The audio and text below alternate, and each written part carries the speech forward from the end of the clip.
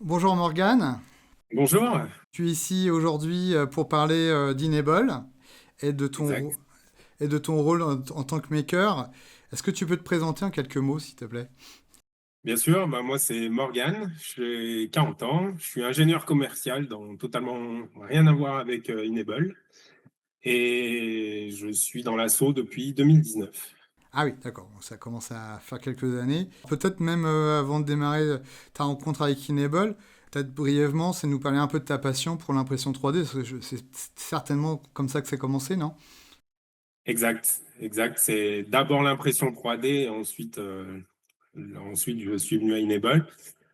Moi, ça fait, moi, je saurais même pas dire quand, ça fait depuis très longtemps, avant qu'il y ait de la communication grand public sur l'impression 3D, vraiment quand c'était un domaine où on faisait nos machines nous-mêmes, quoi. Oui. Donc, ça fait déjà un bon petit moment que je fais ça et c'est vraiment ce côté un peu magique de l'impression 3D qui m'a attiré. Ouais. Et qu'est-ce que tu as imprimé avant de travailler pour Enable? J'imagine que tu ne fais pas que des choses aussi pour Enable aujourd'hui, mais qu'est-ce que tu faisais avant de faire les Alors, appareillages? avant de faire des appareillages, déjà une imprimante pour commencer, puisque quand j'ai vraiment débuté, c'était vraiment concevoir et comprendre le mécanisme de l'impression 3D.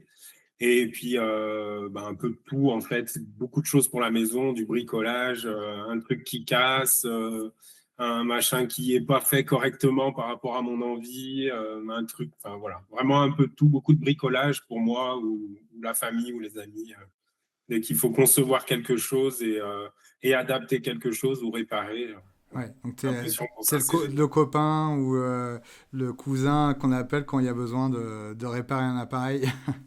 Ouais, c'est ça, du cash qu'on a perdu à tout et n'importe quoi. Récemment, j'avais fait un truc pour du modélisme en transparent. Je n'avais jamais fait ça, mais voilà, quelqu'un en avait besoin. Ouais, une pièce en plastique qui casse, il y a toujours une solution plutôt que jeter l'appareil, quoi. C'est ça exactement. Et alors du coup, comment tu es venu à travailler pour Enable? Comment tu as découvert l'association? Alors, moi, c'était vraiment, comme je disais, d'abord l'impression 3D. Quand j'ai commencé ça, j'ai vraiment conçu ma machine. C'était avant que ça se vende enfin, voilà, avant que ça se vende sur Internet. Donc vraiment, c'était deux planches avec des vis, des tiges filetées, des moteurs, du briquet de broc, et on sciait un truc. C'était vraiment les toutes premières impressions 3D. Et petit à petit, j'ai commencé à me mettre dessus. C'est devenu une passion, puis un outil, je dirais, parce qu'il y a plein d'autres choses que l'impression 3D. Et voyant que je faisais pas mal d'impression 3D, j'ai vu un jour passer, je ne sais plus où c'était, il y a tellement de temps, sur YouTube, très certainement, cette association qui mettait en relation les personnes. Et je me suis dit, tiens, pourquoi pas, je vais aller y faire un tour. Je suis allé sur le site, je me suis inscrit, puis j'ai fait ma première main. Et voilà, vraiment, depuis, j'ai pu quitter l'association. Oui, il n'y a pas eu de temps de réflexion, t'es rentré dans l'actif tout de suite pour fabriquer des appareillages. Ah, ouais, parce que comment fonctionne l'association? C'est vraiment de la mise en relation. Donc, on n'est pas sollicité tous les jours, sauf si par hasard, il y a 5 mains qui tombent au même endroit, mais c'est super rare. Et quand je suis rentré dans l'association, il y avait une main juste à côté de chez moi à faire. Donc, j'ai dit, bon, je viens de rentrer, autant que j'y aille, quoi. Et du coup, j'ai levé la main et j'ai dit, je veux bien me lancer sur ce petit garçon. Ouais, ce que Et j'allais te poser comme question, qu'est-ce que tu gardes en souvenir de cette première collaboration avec l'asso et quel souvenir tu en gardes? c'est incroyable. C'est incroyable, vraiment. Souvent, déjà, il y a une question, on me dit souvent, mais c'est qui paye? Et je dis, mais vous savez pas, cette question, elle n'existe pas, en fait. On s'en fout de qui est-ce qui paye. Quand on va donner la main à un petit garçon, à une petite fille, même à un adulte, parce que j'ai fait des adultes, mais on est payé au centuple. C'est pas pour les 10 balles ou 50 euros de plastique qu'on aura dépensé ou le temps qu'on a dépensé. La joie, quand on arrive vers un enfant et qu'on lui donne une main, on est payé, mais 1000 fois, quoi. Et ce petit garçon, il avait Et, quel âge? il devait avoir 6-7 ans. Marcus, il s'appelait. Et il avait une agénésie du bras. En fait, tu dois pouvoir trouver des images dessus, je pourrais te les envoyer. Et je me rappelle vraiment comme si c'était hier, rentrer chez eux. Il y a ce côté aussi très personnel, puisqu'on va rencontrer des gens qu'on n'a jamais vus et il va falloir prendre un peu voilà, le rôle de, c'est nous qui avons amené quelque chose quand même. Et je me rappelle, il était très, très timide la première fois que je l'ai rencontré. Il était adorable, hein, mais voilà, très timide. Je lui disais, tu veux quoi comme main? Parce qu'on va décorer la main. Je lui disais, tu veux quoi comme main? Tu veux... Et il était là, il bougeait pas, il était un peu tout coincé dans son coin. Je dis, bon, écoute, moi, si tu me fais rien, oh, je te fais la Reine des Neiges, hein, ça ira très bien. Et il a dit, oh là là, non, non, pas la Reine des Neiges. Et là, ça l'a décoincé. Et du coup, il a eu sa main Iron Man, il était hyper content. Donc ouais, j'allais te poser la question. Ouais, donc c'est Iron Man le souhait pour ce petit garçon. La rencontre avec le bénéficiaire et la famille, c'est obligatoire, c'est automatique. Il y a une première rencontre avant de fabriquer l'appareillage. Pour moi, oui. C'est pas obligatoire en soi, parce que j'ai fait plein de choses derrière, mais il faut qu'il y ait quand même un contact. C'est aussi c'est pas qu'un truc technique, Enable. C'est avant tout une aventure Et humaine. voilà, On c'est est ça. Il y a quand le côté même, humain qui est important et oui, c'est même limite plus une aventure humaine qu'une aventure technique. vous n'êtes pas un Voilà, le magasin avec technique, un ça stock s'apprend. et hop, on vous l'envoie. Non, il faut vraiment qu'il y ait ce côté-là. On pourrait faire à distance quasiment, mais il y a quand même des essais, des mesures à prendre. Et puis, enfin, voilà, c'est notre paiement aussi, quelque part, de voir ce bonheur quand on l'amène. Donc, Donc ça fait presque 7 ans maintenant que tu travailles pour Enable. Est-ce que c'est tu ça. arrives à quantifier le nombre d'appareillages que tu as pu faire? Oui, enfin, je sais, parce qu'on sur le site, on peut revoir combien on en a fait. Moi, j'ai fait 8 rencontres, on va dire, mais c'est un peu particulier, parce que voilà, j'ai fait pas mal d'aide aussi aux autres, Oui, parce que il y la a ouais, beaucoup communauté, d'entraide entre makers. ouais, je pense que c'est l'une de ce que l'on connaisse, hein, des communautés les plus bienveillantes que j'ai jamais vues sur Internet. C'est vraiment, il y a tout le temps quelqu'un pour aider, tout le temps quelqu'un pour répondre aux questions. L'assaut est vraiment super, quoi. C'est eux qu'il faut mettre en avant d'abord, hein, d'abord Enable. Et donc du coup, est-ce que tu travailles aussi aujourd'hui avec Enable 360? Oui, un petit peu. Alors, j'ai jamais fait de livraison directement, mais j'ai conçu voilà, quelques produits, voilà. Notamment un appareil qui s'appelle Rebike et qui permet de faire du vélo voilà, quand on a une agénésie. Et voilà, on avait déjà un produit pour faire ça avant, mais c'était très fragile, ça me convenait pas, je trouvais que c'était pas super. Et du coup, j'ai essayé de faire voilà, un outil qui puisse s'adapter à tout le monde, ou les makers qui n'ont pas forcément, parce que les makers, ils peuvent faire juste de l'impression 3D. On peut avoir une imprimante très moderne, simple, on décore un peu, on clique, on imprime, on met juste à la taille. Puis après, il y en a d'autres qui ont plus de compétences en impression, en modélisation. Voilà. Et j'essaye d'apporter mon aide sur la modélisation et notamment sur le Rebike où j'avais conçu ça et où c'est incroyable. Je vois des gens partout au Venezuela, partout dans le monde qui impriment ce truc et je vois des enfants faire du vélo, c'est super. Ouais, bah oui, oui, j'imagine que il y a une satisfaction pour toi comme pour eux. Je pense que c'est même pas mesurable. J'imagine la sensation Ouais. de pouvoir faire du vélo pour la première fois. Justement, Marcus, c'est le premier à en avoir bénéficié de celle-ci, en tout cas. Et voilà, j'avais recontacté en disant j'ai conçu ce truc-là. Voilà, ça s'adapte à tout le monde, à toutes les tailles. Il suffit de couper un tube, le mettre à voilà. Après, d'autres sont venus apporter leur touche aussi. D'autres makers dans l'assaut sont venus apporter leur touche, faire une petite modification pour qu'il s'améliore avec le temps. Mais voilà, même si on n'a aucune compétence en modélisation, il suffit d'agrandir, adapter à peu près la taille. Et la première fois que je l'ai vu, c'est super quand on le voit, il est incroyablement content, le petit Marcus. C'est quelques années après sa première main et c'était génial, quoi. Est-ce qu'il faut adapter quand même légèrement le vélo à l'appareillage? Non, non, il n'y a aucune adaptation au vélo. On prend un tube, on coupe à la bonne taille, on trempe les pièces dans l'eau chaude pour que ça soit solide. J'ai fait en sorte que ce soit imprimé d'une certaine manière et conçu pour qu'il y ait quand même une certaine résistance. Pour ça, on imprime à plat, c'est vite imprimé.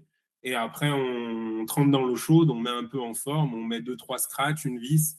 Et voilà. Et Ça. ils peuvent du coup serrer le frein du vélo. Et non, parce qu'ils n'ont pas de main. Du coup, ouais, Et justement, c'est pour ça que je te demandais s'il y avait une adaptation du vélo. non, Un non, vélo ils ont a un frein gauche et droite, donc comment? non, ils ont un autre frein. Ils ont l'autre frein. c'est pas fait pour aller faire du mountain bike non plus. C'est quand même fait pour le voilà, pour faire du vélo de tous les jours, aller un peu sur la route, se promener. Mais ça évite d'avoir le dos cassé, ça permet d'avoir le dos droit, de pouvoir tenir son guidon correctement. C'est conçu pour, en cas de chute, pouvoir sortir rapidement. J'ai essayé de me mettre des critères quand même pour que ça soit quand même sécuritaire et tout en étant pas trop dur à imprimer et adaptable. Donc ouais, c'est un appareillage fait pour les premiers pas en vélo et c'est pas fait pour partir faire une excursion de 70 km, quoi. Ouais, si c'est 70 km sur du plat, ça va. Si c'est vraiment dans des gros rochers, ça risque d'être compliqué. Mais voilà, il y en a qui en ont depuis longtemps et des jeunes, ça tient bien, hein, ça reste comme tout. Puis il faut voir un truc, c'est qu'ils sont très adaptables, les gens qui ont eu des soucis comme ça. Souvent, on en a au début, quand on arrive, on en a une vision, on se dit, oh là là, un peu bichoun.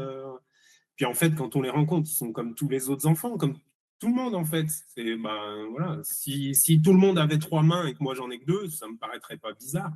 Je serais juste adapté. Et ben, là, c'est pareil. Ils ont une main et puis ils sont adaptés à leur vie de tous les jours. Ils sont pleins de joie. C'est toujours super, quoi.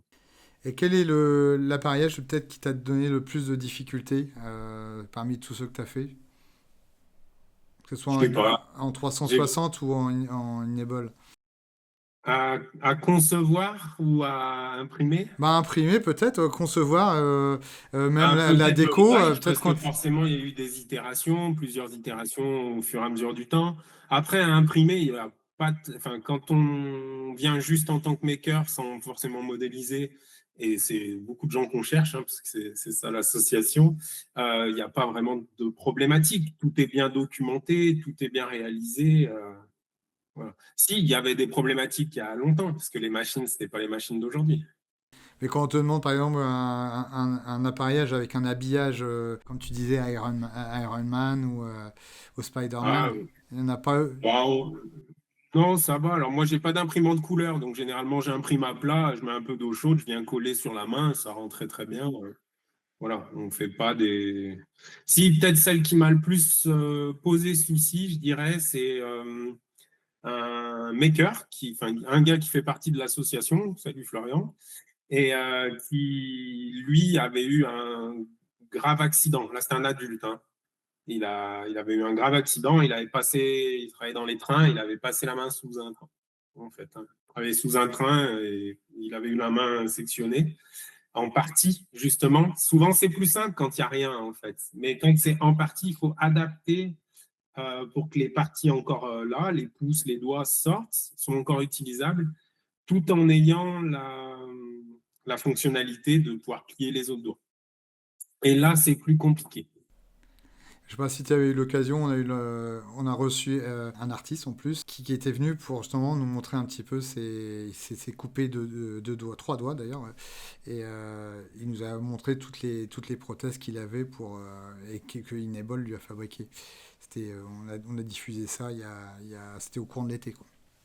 Ah non, j'ai pas vu. C'était quoi le nom? Riz Sarisma qui en plus fait de la vidéo, il joue de la musique, il écrit beaucoup, donc il nous avait fait part évidemment de son expérience avec Enable et ça rejoint tout ce que tu viens d'expliquer avec la difficulté de fabriquer un appareillage adapté à sa main, quoi. Ouais, je comprends. Moi, j'ai eu aussi une fois deux personnes. Alors, une jeune fille Olivia, qui s'appelait, qui voulait jouer de la guitare. Donc, on lui avait fait un petit de quoi tenir le Mediator. Et un monsieur un peu plus âgé qui s'appelait Bruno et qui s'était fait couper une phalange et qui pouvait plus faire les barrés sur la guitare. Mais il était très loin de chez moi, donc il y avait un autre maker qui allait l'imprimer, lui faire essayer, et moi je modélisais à côté. Et au final, il était super content parce que, en plus, il jouait, je crois, pour son église ou quelque chose comme ça. Et ça faisait longtemps qu'il ne pouvait plus jouer. Et à la fin, après 4-5 itérations, c'était un peu long, il a réussi à pouvoir recommencer à faire de la guitare. Et là, on était super contents. Ah ouais, j'imagine. Euh, Quel est pour toi le moment le plus émouvant que tu as vécu grâce à Enable? Je dirais que c'est quand même la toute première remise de main à la toute première remise de main à Marcus, où c'est vraiment Ouais, il y a vraiment ce côté incroyable où je viens, déjà il ouvre le paquet, donc c'est vraiment super. Il y a toute sa famille autour, ses frères, ses sœurs, ses parents, c'est vraiment super. Puis après, sa mère lui donne un verre comme ça, et dès le premier mouvement, il attrape le verre, quoi. Ah, Et il est content, il il fait comme s'adapte ça. très très vite, hein, du coup. Ah bah ouais, ouais, c'est instantané. Je ne sais pas si vous pourrez mettre le petit bout de vidéo. J'avais l'autorisation de la maman, hein, d'avoir la vidéo, donc normalement c'est OK. Et vraiment, si tu peux mettre ce petit bout de vidéo où on le voit prendre le verre, il est sur mon Facebook, c'est incroyable. Comment tu définirais le rôle d'un maker chez Enable? Le rôle d'un maker, bah, le rôle d'un maker, c'est vraiment d'être, ouais, c'est les gens qui apportent un peu le bonheur justement aux autres, puis qui font vivre un peu la communauté, il y a beaucoup d'échanges sur le Facebook d'Enable où tout le monde est bienveillant, les premières impressions pour pouvoir rentrer en tant que maker validé, et tous les autres, enfin venir aider les autres, c'est beaucoup de l'aide et du bénévolat en fait. C'est une vraie bouffée d'air frais, hein, Enable, pour tous les gens qui y sont, je pense. Enfin, le bénévolat, ça t'apporte vraiment quelque chose personnellement. Oui, oui, oui, clairement. Clairement. J'étais pas du tout dans ça avant Enable, hein. C'est vraiment petit à petit. Et puis, une fois qu'on y a goûté, c'est tellement gratifiant, c'est tellement cool. Puis vraiment, il y a ce côté, la communauté, elle est vraiment super cool. Tout le monde est sympa. Même voilà, Thierry, les gens qui gèrent Enable, ils sont top, quoi. Il y a vraiment ce côté, on fait avancer les choses, c'est cool. Pour terminer cet entretien, qu'est-ce que tu pourrais dire à quelqu'un qui est passionné comme toi d'impression 3D pour qu'il franchisse le pas pour devenir un maker chez Enable? Bah, faut pas hésiter, faut foncer. Ça prend pas des temps fous déjà. Il faut pas croire que ça va prendre 50 heures par semaine. C'est pas du tout ça. Si on a de la chance d'en faire une par an, déjà c'est super. Aider les autres peut-être à faire des choses qui sont plus dures pour eux, bah, c'est aussi super gratifiant. Et surtout, ce que je dis, on est beaucoup aidé. Donc, il n'y a pas besoin d'être un cadre de l'impression 3D, il n'y a pas besoin d'avoir des compétences extrêmement élevées. Dès qu'on a une imprimante 3D, on peut foncer, et ouais, c'est vraiment super, quoi. Faut pas hésiter une seule seconde, c'est vraiment génial. Et comme tu dis, tu t'en fais une de temps en temps. C'est parce qu'il y a une sorte de carte de France avec les makers d'un petit peu partout. Toi, tu es situé à Saint-Étienne. Et c'est Exact. à peu près combien d'appareillages par an? Ah, moi, j'ai fait 8, j'ai eu 8 mises en relation, mais déjà, sur ces 8, il doit y en avoir, je sais pas, 3, 4 qui sont loin de chez moi parce que j'ai aidé à la modélisation. Donc, depuis 2019, j'ai dû faire 4 ou 5 rencontres personnelles, je veux dire, chez moi, où c'est moi qui ai fait l'impression 3D. Mais c'est assez rare, ça fait plusieurs années que j'ai pas eu à imprimer quelque chose vers chez moi. On n'est quand même pas non plus sursollicité. Et heureusement d'ailleurs, parce que si on en avait 3 fois par semaine, c'est qu'il y aurait quand même un problème. Ouais, bien qu'il y a malheureusement de personnes qui naissent avec la génésie et qui sont peut-être pas forcément au courant de ce que fait Enable pour tous ces gens qui naissent avec une malformation. Bah, pour justement tous les gens qui ont pas, qui sont pas du tout makers ou pas, qui font pas du tout d'impression, vous pouvez aussi aider à faire connaître, parce que justement, il y a aussi ce manque de communication, même si l'association elle est quand même connue, je pense, dans le milieu des gens qui ont de la génésie, parce que je présume qu'on se renseigne quand on a un souci. Mais voilà, aider juste à faire connaître l'association, c'est super. S'il y a des gros youtubeurs qui voient la vidéo ou des gens qui aiment bien un peu le monde de la tech, bah, n'hésitez pas à partager l'asso. Vraiment, c'est cool. Ah, merci Morgane. Ouais, peut-être toute dernière. Actuellement, tu as quelque chose à faire pour l'assaut ou justement Non, actuellement, j'ai pas de projet pour l'asso. Je fais des projets plus perso, mais pas pour l'asso. Ouais. et en dehors d'Enable, est-ce que ça t'arrive de fabriquer des objets pour aussi d'autres associations ou d'autres causes? Alors, pour d'autres associations, non. Par contre, oui, ça m'est déjà arrivé de faire des prothèses, puisque forcément, on commence à prendre la technique pour un truc et on l'amène ailleurs, notamment pour les animaux. Donc, bah, j'avais fait une prothèse pour un petit oiseau, en fait, qui était chez moi et qui bah, s'était fait attaquer par un chat, avait une patte cassée. Et voilà, comme c'est un oiseau très petit, c'était assez compliqué de trouver une solution de lui faire une prothèse de patte. Et bah, j'avais réussi à créer une petite prothèse de patte. Et après, bah, une fois que j'ai fait ça, j'ai eu tellement de demandes. Très régulièrement, j'ai une demande sur Internet. Ah, machin, j'ai mon oiseau qui est ici. Alors, si c'est possible, j'essaie de renvoyer pour pas avoir à la faire moi. Donc, de renvoyer sur, parce que tout est open source. Dès que je crée quelque chose de ce style-là, j'essaie de le mettre en open source pour que les gens puissent en profiter. Et bah, j'avais laissé, quand c'est vraiment pas possible, bah, je demande aux gens de prendre la cote et je leur l'envoie par la poste, quoi. Mais du coup, c'est Et un oiseau domestique ou pas du tout, c'était une grive musicienne qui était tombée dans le jardin, quoi. C'était vraiment Et un du coup, oiseau extérieur. l'adaptation, il s'adapte tout de suite à la prothèse? Comment? Eh ben, tu pourras mettre les images, je les ai. Le moment où on relâche l'oiseau, à l'instant où on le lâche, et il se met tout de suite sur ses deux pattes, quoi. Incroyable. Et on l'a gardé 8 mois à la maison. Ah oui, quand même, ouais. Ok. Ouais. Et en On dehors avait des dédié oiseaux, une hein? pièce, c'était un peu un enfer, mais oui. Et en dehors des oiseaux, chien, chat, Ouais, j'ai déjà fait chien et chat, effectivement. Pareil, il y a sur Thingiverse et sur Cube 3D, on peut retrouver gratuitement les adaptations pour. Bah, j'avais fait un chien, un chat. Et après, bah, j'ai aidé les gens à essayer d'adapter ces prothèses-là. Elles sont un peu moins terminées que celles de l'oiseau, qui fonctionnent plutôt bien. Mais après, elles restent adaptables. À chaque fois que je conçois quelque chose, j'essaye toujours de faire en sorte que quelqu'un qui sait juste imprimer puisse modifier la taille et puis venir adapter un oiseau qui serait pas tout à fait de la même taille. il n'y a pas très longtemps, je suis tombé sur une vidéo là, sur une course de chevaux. Et malheureusement, on voit que le cheval tombe et se casse une des quatre pattes.